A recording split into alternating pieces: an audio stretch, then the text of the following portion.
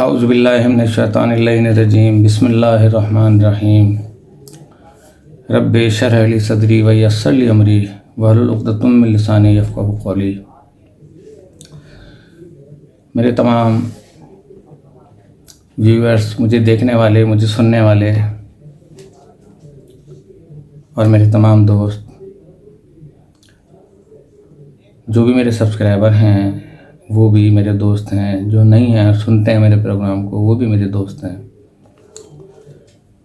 اور دوستی کا رشتہ اللہ کے نزدیک ائمہ علیہ الصلوۃ والسلام کے نزدیک ایک بہت بڑا متبرک رشتہ ہے کہ جو روحوں سے جڑا ہوتا ہے، اور ہمارا اور آپ کا تعلق یقینی طور پہ روحوں کے ساتھ جڑا ہوا ہے کہ میں جو کچھ آپ کے سامنے بیان کر رہا ہوں وہ سب سچ بیان کر رہا ہوں، اور اللہ نہ کرے کبھی ایسا ہو کہ میرے منہ سے جھوٹ نکلے تو میرے وطن کے رہنے والے باسی اور غیر ملک میں رہنے والے باسی اور غیر ملکی میرے دوست بزرگ، مائیں، بہنیں، بیٹیاں، سب کو میری طرف سے السلام علیکم ورحمۃ اللہ وبرکاتہ۔ 15 رمضان ہم گزر گیا اور رمضان کا مہینہ آہستہ آہستہ ہمیں داغ مفارقت دینے کے لیے آدھا رہ گیا ہے۔ اگر 30 دن کے روزے ہوتے ہیں تب، ورنہ 14 دن تو بشرط قید حیات اللہ پاک نے زندگی دی تو ہم 21 تاریخ، 23 تاریخ، 25 تاریخ اور 27 تاریخ کا پروگرام کریں گے آن لائن۔ تمام میری بہنیں، بیٹیاں، بھائی، بزرگ اور دیگر گھر کے افراد جو ہیں، اما یجیب کا عمل 12,000 مرتبہ کرنے کے لیے اپنے اس کمرے کو، جہاں چاہے صوفے ہوں، بیڈ ہوں لیکن پاک ہوں، خوشبو ہو اور نیت ہو دل میں، اور اپنی تمام دعائیں آپ لکھ لیں۔ لکھنے کے بعد جو ہے آپ انشاءاللہ ہم آن لائن شروع کریں گے، اور امید ہے کہ جتنے میرے ویورز ہیں ان میں اضافہ بھی ہوگا اور آپ لوگ سبسکرائب بھی کرائیں گے، اور اپنی کمیونٹی میں بھی، اپنے احباب اور دوستوں میں بھی، اپنے گروپس میں بھی، کہ جتنے زیادہ سے زیادہ اس میں شریک ہوں اتنی جلدی یہ عمل ہوگا، اور انشاءاللہ اسی قسم کے عمل ہم جاری و ساری وہ رکھیں گے کہ جس میں ہم 1 مہینہ کر لیں گے، پھر اللہ پاک کی نعمتوں کا نظارہ اور اپنے گھر میں خوشیوں کی بہاریں وہ ہمیں نظر آئیں گی انشاءاللہ تعالی۔ تو آج ہمارا لیل و نہار، دن اور رات، یعنی دا ریئل یونیورس از دا ایتھرک، کہ جو ہم اصلی لہروں پہ بات کر رہے تھے اس کا آخری پروگرام میری کوشش ہے کہ جلد از جلد میں اس کو گزار کے کل سے پھر ہمارے زندگی میں اور معاشرتی اقدار میں جو کچھ ہمیں اس میں ارتقائی منازل طے کرنے ہیں اور اپنے آپ کو سنوارنا ہے، تو اس کے لیے خاندانوں کا اخلاق وہ بہت ضروری ہوتا ہے، تہذیبی زندگی ہونی چاہیے۔ 15 دن تک ہم اس پہ بھی بات کریں گے۔ تو آرتھر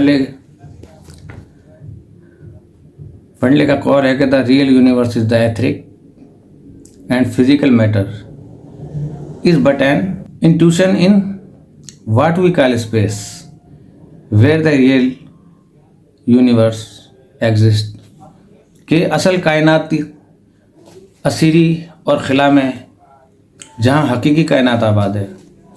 اس حکیم نے کتنی عجیب بات کہہ دی کہ حقیقی کائنات نظر نہیں آتی، اور جو کچھ نظر آ رہا ہے یعنی مادہ اور اس کی حقیقت دخل در معقولات سے زیادہ نہیں ہے. کبھی آپ نے غور فرمایا کہ دیودار کے کئی سو من وزنی اور 150 فٹ اونچے درخت کو کس قوت نے ہوا میں تھام رکھا ہے؟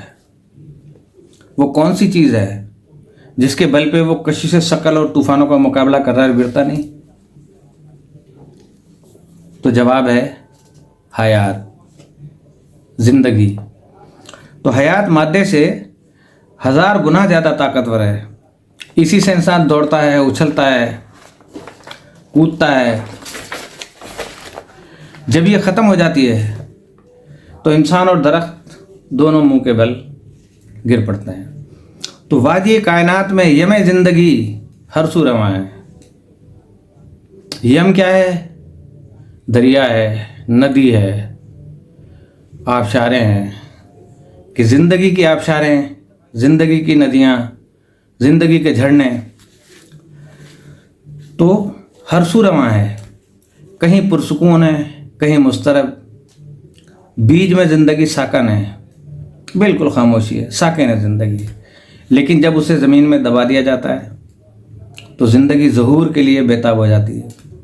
پیٹرول ایک بے ضرر سیال ہے، مادہ ہے، لیکن جب اسے آگ دکھا دی جاتی ہے تو منی بھارے ٹنوں وزنی طیارے کو فضا میں لے کر اڑ جاتا ہے. تو طیارہ، بیج، گاڑیاں، انسان، حیوان، پرندے تو نظر آتے ہیں لیکن حقیقت نظر نہیں آتی، اور نہ آج تک معلوم ہو سکا کہ یہ کہاں سے آتی ہے. ماہرین روح کی تازہ تحقیقات کے مطابق اور ارباب نظر کے تجربات سے معلوم ہوتا ہے کہ زندگی کے دھارے اسیر سے پھوٹتے ہیں، کائنات سے پھوٹتے ہیں. یا یوں کہیے کہ زندگی کے بادل اسیر میں چھائے ہوئے ہیں. جب وہ برستے ہیں تو کوئی قطرہ پھول کی صورت اختیار کرتا ہے، کوئی پھل، کوئی پرندے کی، کوئی انسان کی. کہ اللہ تعالیٰ سورہ حجر میں ارشاد فرماتا ہے کہ تمام اشیاء کے خزائن ہمارے پاس ہیں اور ہم ہر شے کو ایک معین مقدار میں نازل کرتے ہیں. تو اب رجوع کا لفظ آپ نے سنا ہوگا کہ عربی لفظ میں لفظ رجوع کے معنی باز گشت یا لوٹ آنا، کہ جیسے کوئی شوہر اپنی بیوی کو ایک دفعہ طلاق دیتا ہے تو وہ اس سے دوبارہ رجوع کر سکتا ہے، یعنی دوبارہ اس کو واپس بلا سکتا ہے. تو اگر ایک آدمی ایک مقام سے آئے اور پھر وہیں واپس چلا جائے تو عرب کہیں گے ہوا رجلا الی مقام ہی، کہ فلاں آدمی اپنے مقام کی طرف رجوع کر گیا، جہاں جانا تھا وہاں چلا گیا. جب کسی آدمی کی وفات ہو جاتی ہے تو ہماری زبان بے ساختہ بول اٹھتی ہے کہ انا للہ و انا الیہ راجعون. وہی رجوع راجعون کہ ہم اللہ ہی کی ملکیت ہیں اور اسی کی طرف ہمیں لوٹ کے جانا ہے. انسان 2 قسم کے ہیں. ایک وہ جنہوں نے سیاہکاری سے روح میں زہر بھر لیا اور جہاں بھر کا اضطراب خرید لیا. دوسرے وہ جنہوں نے حسین و بلند عالم ارواح سے روح میں سکون اور مسرت کی دنیا بسا لی. جب مؤخر ذکر لوگ دنیا سے رخصت ہوں گے تو اللہ تعالیٰ کی طرف سے آواز آئے گی یا ایتھا النفس المطمئنہ، اے مطمئن روح اب تو ہمارے یہاں لوٹ آ. روح مطمئنہ پہ انشاءاللہ ہم گفتگو کریں گے رمضان کے بعد. تو لوٹ آ، ہم تم سے خوش ہیں اور تم سے ہمارے پیارے بندوں میں شامل اور جنت میں داخل ہو جا. ان آیات سے معلوم ہوتا ہے کہ روح اللہ کی طرف آتی ہے، کچھ مدت تک جسم میں رہتی ہے، اگر یہاں بدکاری سے آلودہ نہ ہو جائے تو اپنے وطن میں لوٹ جاتی ہے، ورنہ اسیر کے آتشی طبقوں میں صدیوں بھٹکتی رہتی ہے.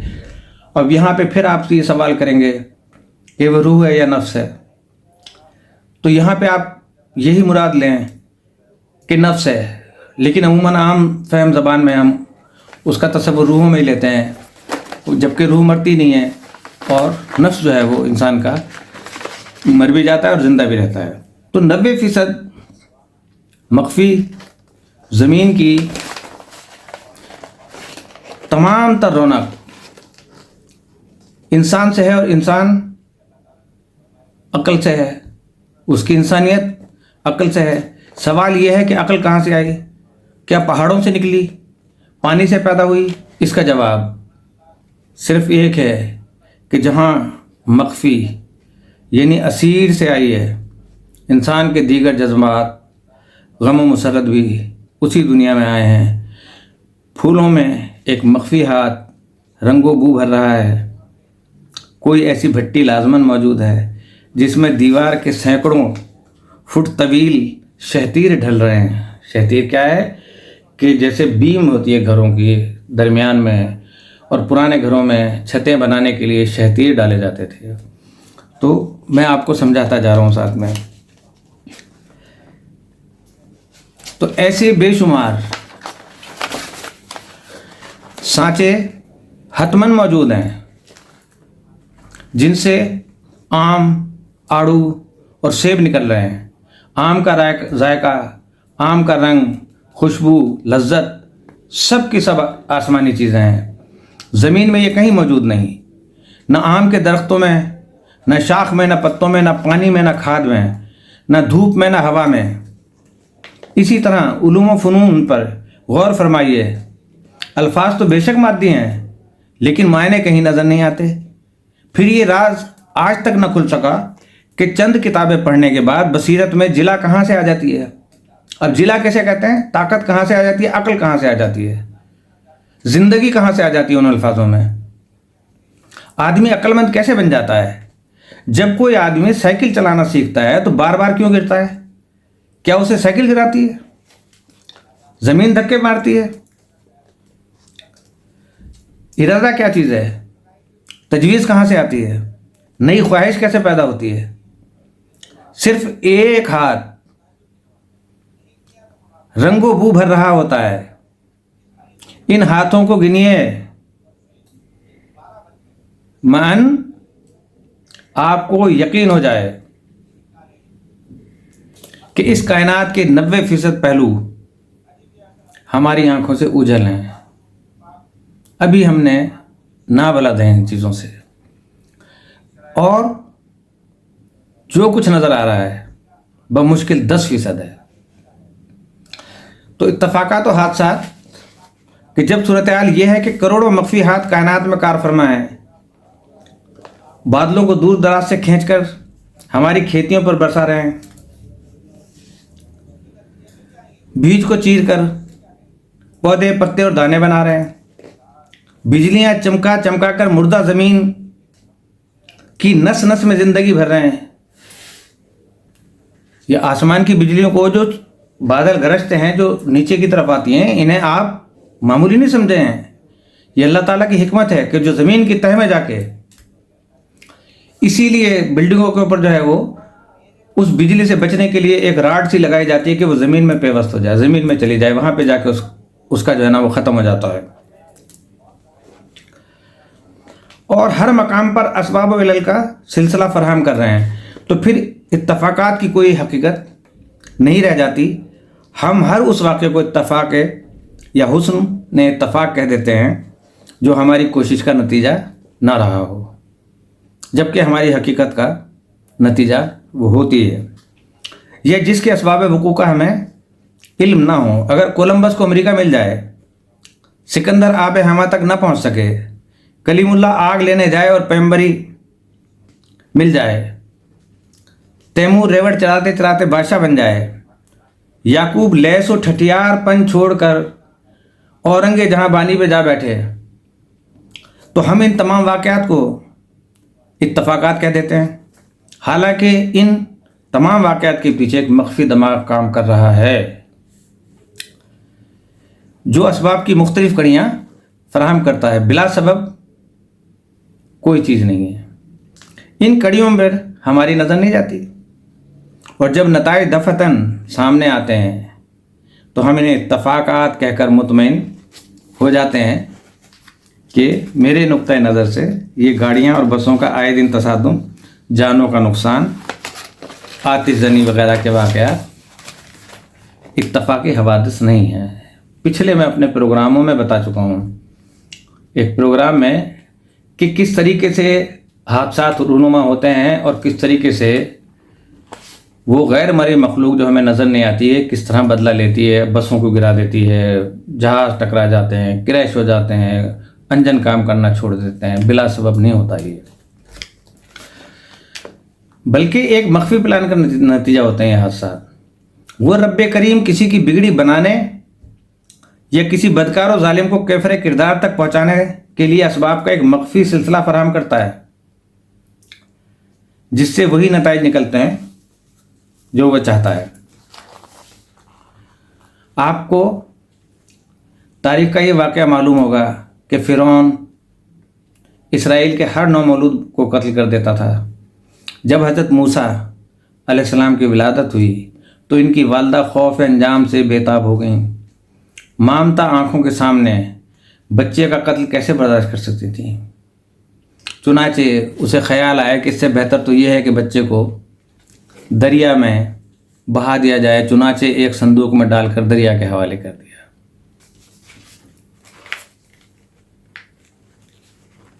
لہروں نے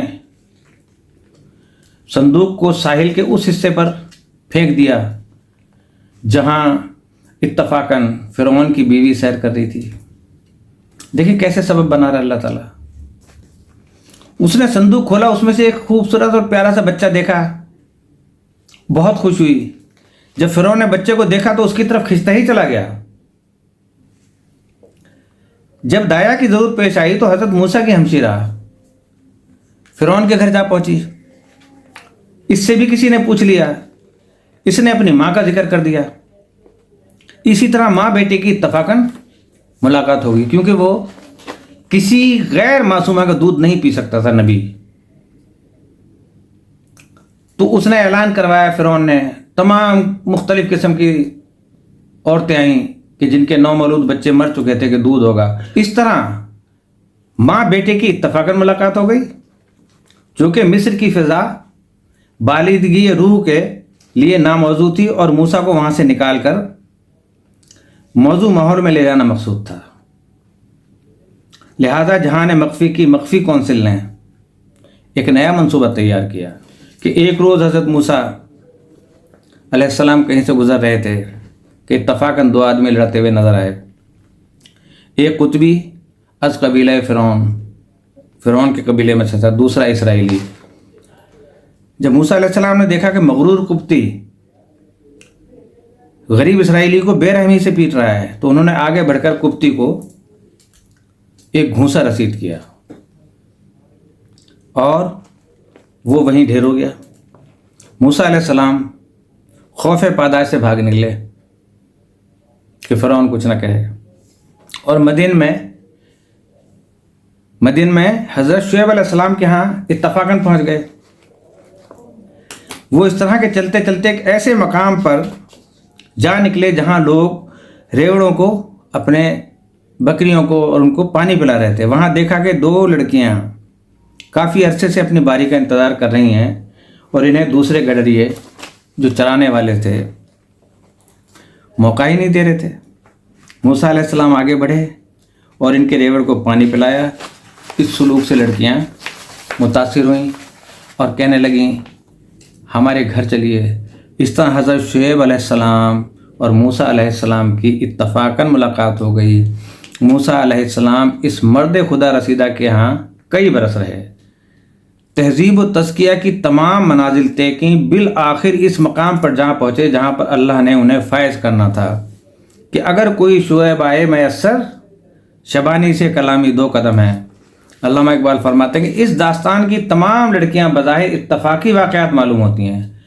والدہ موسیٰ کے دماغ میں دریا کا خیال آیا۔ دریا کا صندوق کو साहिल पे फेंक देना, वहाँ फ़िरौन की बीवी का मौजूद होना, फ़िरौन का ये फैसला करना कि बच्चे को पाला जाए, वहाँ उख्ते मूसा का पहुँच जाना,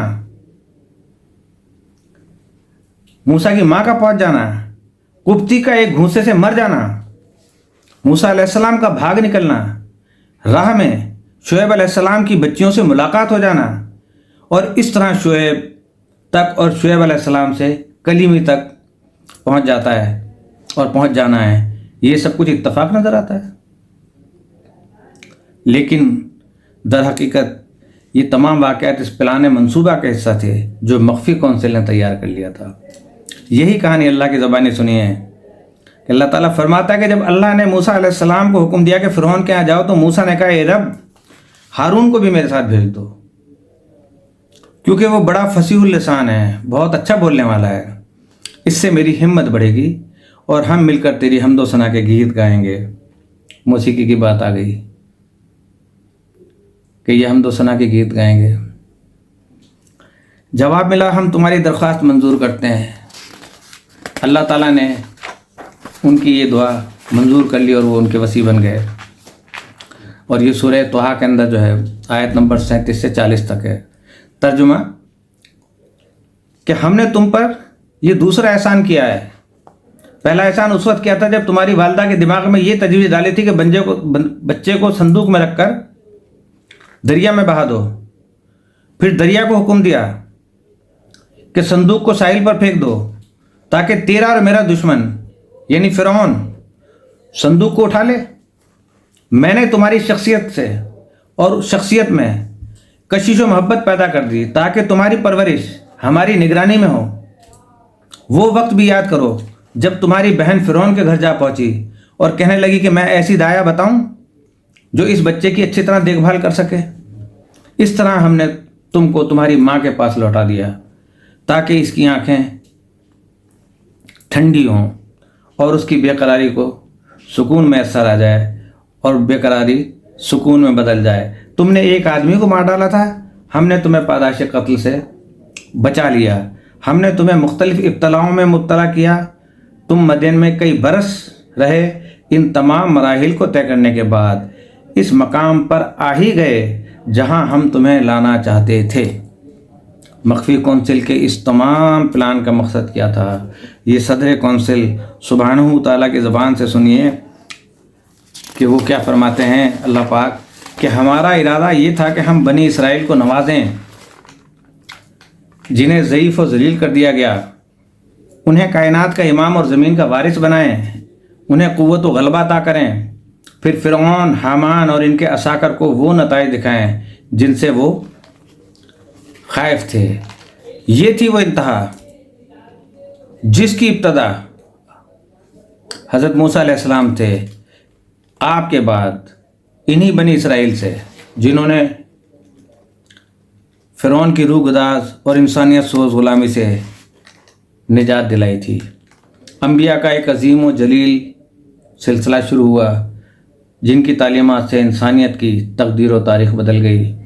आज जिस कदर इल्हामी सहाइफ दुनिया में मौजूद हैं, ख्वाह वो चीन व हिंद में हों या ईरान व अरब में हों, इनका नुज़ूल मूसा के बाद हुआ। तो मूसा अलैहिस्सलाम से पहले नाज़िल शुदा इल्हाम का एक वर्क़ तक दुनिया में मौजूद नहीं था। सारे सहीफ़े हज़रत मूसा अलैहिस्सलाम के बाद हुए। गौर फरमाइए कि इस मकसद अज़ीम को हासिल करने के लिए कारकुनाने क़ज़ा व क़द्र को क्या कुछ करना पड़ा, और दास्तान मूसा किन पुरस्कार राहों से होती हुई इंतहा पे पहुंची। गौर फरमाइए कि इस अजीम मकसद को हासिल करने के लिए मुझे दोबारा ये कहने की इजाज़त दे दीजिए कि दुनिया में हादसा या इत्तफाक कोई चीज़ नहीं है। हर वाक़या प्लान के तहत जहन में आता है और उसी के तहत ज़हूर में आता है। ये प्लान कभी इंसानी होता है और कभी खुदाई। तो मौखर ज़िक्र को हम अपनी ज़बान में इत्तफाक या हादसा कह देते हैं, لیکن وہ حادثہ ہوتا نہیں ہے۔ ہمارے اعمال کا اثر اور اس کا پلان ہمارے دل میں امید تھی کہ آج یہ ختم ہو جائے گا، لیکن اس کا کچھ حصہ رہ گیا ہے اور میرا خیال ہے کہ ٹائم زیادہ ہو رہا ہے۔ تو رمضان کی راتیں ہیں، اللہ پاک آپ کو ان رمضان کی مبارک راتوں میں تمام ان دولتوں سے نوازے جو دنیاوی کے ساتھ ساتھ دینی بھی ہوں، اور آپ کی عبادتیں مقبولیت کا درجہ حاصل کریں۔ جو لوگ عمرے پہ ہیں ان کے عمرے کی قبولیت ہو اور وہاں کی معرفت حاصل ہو، کیونکہ بغیر معرفت کے ہم اللہ تک نہیں پہنچ سکتے، اور ہم سب جانتے ہیں کہ یہ معرفت ہمیں اللہ سے کس نے کرائی۔ کون تھا وہ بشر کہ جو یہ کہنے پہ مجبور ہوا اللہ کے حکم پہ کہ رسول کہہ دو کہ میں بھی تم جیسا ہی ایک بشر ہوں۔